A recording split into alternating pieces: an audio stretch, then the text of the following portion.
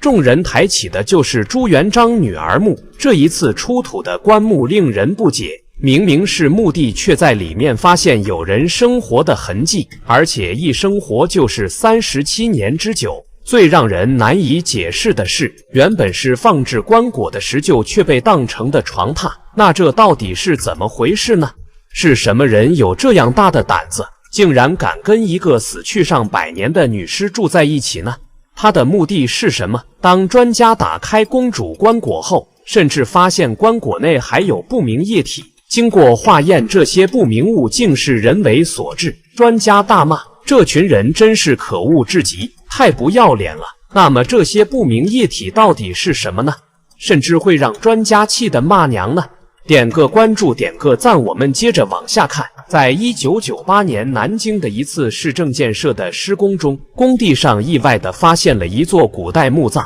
在後續相關的考古工作推進中，考古隊員確定這是一座明代的墓葬，並且該墓葬的規格和埋葬的人物身份十分的非同尋常。就在考古隊準備進一步的推進下去之後，現場出現了一位老人，並且這位老人自稱自己是福清公主守墓人的後代。而這座福清公主的墓葬在考古發掘完成之後，進行了異地搬遷。從文物價值來看，這座福清公主墓對於研究那個時代貴族的喪葬制度有十分重大的意義。也正是因為福清公主去世之後，明朝公主的喪葬制度才被正式確定下來。從生怕來看，福清公主的婚姻是貴族內部的聯姻，她的丈夫是明朝開國勳爵鳳翔侯張龍之子張林。張林家族從朱元璋打天下開始，就是堅定的跟隨者，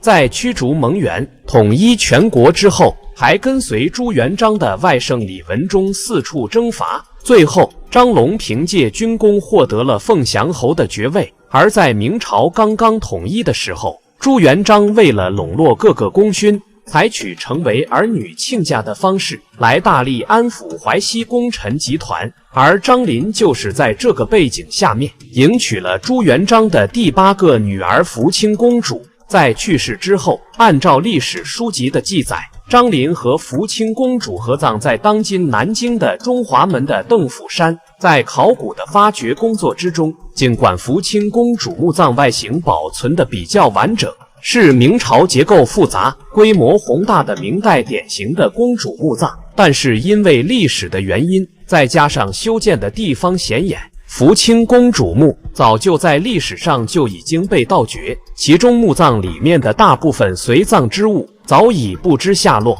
而比較特殊的是，福清公主的墓葬和其他的明代貴族不一樣的是，雖然都是磚石樣式的墓葬，但是福清公主的墓葬不是用木磚修建的，而是採用城磚修建的。雖然基本上是空墓，但是在墓葬的四周還是發現了大批的琉璃瓦。這些建築結構可能用在墓葬之前的享殿、碑亭之類的建築物上面。而在福清公主去世之後，明朝皇帝甚至輟朝3天，可見這位在當時皇族的地位論資排輩裡面還是比較重要的。而輟朝3天的意思就是皇帝連續3天不上朝。此後也是因為福清公主的這個先例，明朝但凡存在公主去世的消息，皇帝都會停止上朝2天。由此也可以想到的是，在沒被盜掘之前，這座福清公主的墓葬，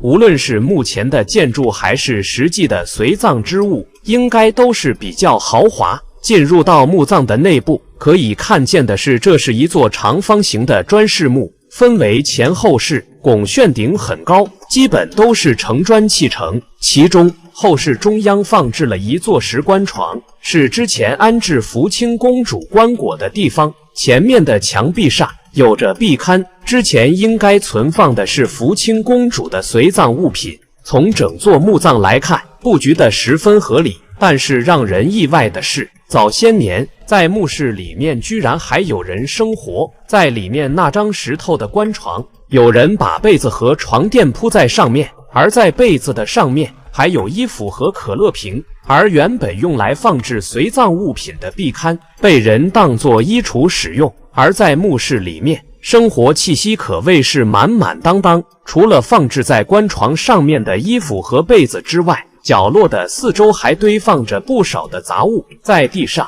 隨處可見的是生活垃圾，此外還有席子和雨傘等。因為早些年這附近有着南京的地鐵工地等，因為客觀的需要，當時的建築工人有不少人把這座墓葬裡面的墓室當做了自己生活的地方。而問及到相關的生活情況，這些建築工人則表示，墓室裡面還是比較陰冷的。至於自己為什麼住在這裡，則是因為之前來到南京地區，在找工作的過程中碰壁了半年，自己全身帶着的錢用完了，而自己也是偶然發現這一座古墓，眼瞅着裡面是空的，於是自己在裡面住了半年。那麼當問到是怎麼找到福清公主的墓地時，雖然原本在附近建築工地上班，這個建築工人透露出了一個消息，原來福清公主的墓葬前面還有一座寺廟，